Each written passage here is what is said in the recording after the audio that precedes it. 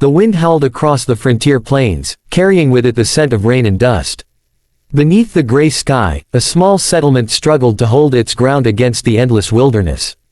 Among the settlers was a woman named Martha, big-boned, round-faced, and quiet. People barely noticed her when they passed, except to make cruel jokes when they thought she couldn't hear. But Martha did hear. She always did. She had come west with dreams, not of gold or fame, but of peace. Back east, people had always laughed at her size, her shyness, her slow voice. So, when she heard of a new settlement far from the city's judgment, she packed her few belongings and came here. She cooked for the laborers, washed their clothes, and kept mostly to herself. One cold evening, as the rain began to pour, a horse stumbled into camp. The rider, a tall man in a tattered uniform, fell to the ground, bleeding from a gunshot wound. The others froze, suspicious. They thought he might be a deserter or worse, a thief.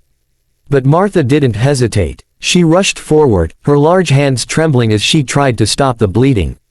"Leave him," one of the men said. "He's as good as dead." But Martha shook her head. "Not if I can help it." She dragged the unconscious man to her small cabin and tended to him through the night. She cleaned his wound, boiled herbs, and whispered prayers. For 2 days, he drifted in and out of consciousness. When he finally woke, the first thing he saw was her, tired eyes, messy hair, flour on her cheek, and a soft smile that carried warmth through the cold. Who are you?" he croaked. "Martha," she said quietly. "Just Martha." He told her his name was Captain Eli Turner, once a soldier, now a man without a home. He'd been ambushed while escorting supplies and left for dead. She listened without judgment, only nodding and stirring the stew she had made.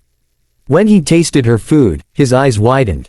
"That's incredible." She smiled faintly. "No one loves a fat girl, sir," she whispered. "But I can cook." Something inside him shifted. He had seen the worst of men: greed, war, cruelty. But here was someone who had been given nothing and still gave everything. Over the next few weeks, as his strength returned, he noticed things about her that others never cared to see. The gentleness in her voice when she spoke to the animals, the way she sang to herself while kneading bread, the patience in her hands as she mended torn clothes. Winter came early that year. Supplies ran low, and fear gripped the camp. Martha took it upon herself to ration food and prepare meals that somehow stretched further than anyone thought possible.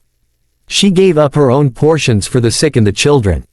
When Captain Turner found out, he confronted her. "You haven't eaten in 2 days." She smiled wearily. "I'm used to hunger, Captain. It's the others I worry about." That night, he brought her a small gift, a wildflower he'd found frozen under the snow. "It's not much," he said softly. She looked at it as if it were gold. No one had ever given her anything before. Months passed, and word spread of a new threat: raiders moving toward their settlement.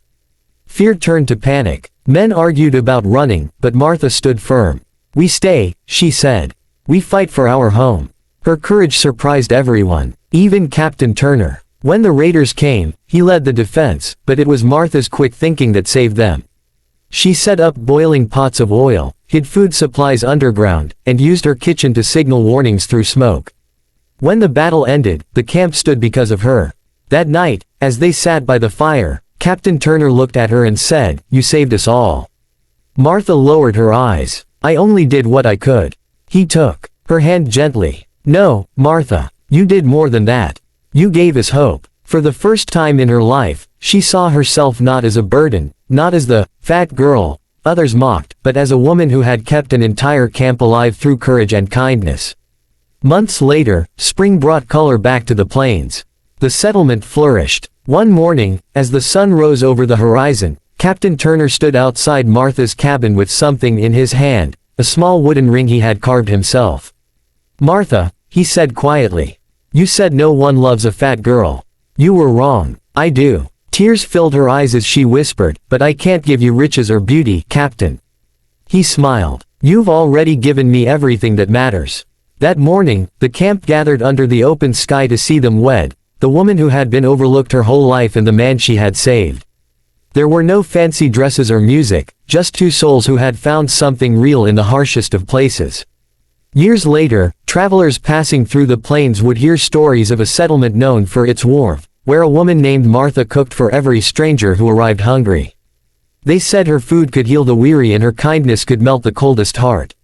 And though she never spoke of her past, those who looked closely could see the glint of a simple wooden ring on her finger, the proof that love doesn't belong to the beautiful or the perfect, but to those who give it freely.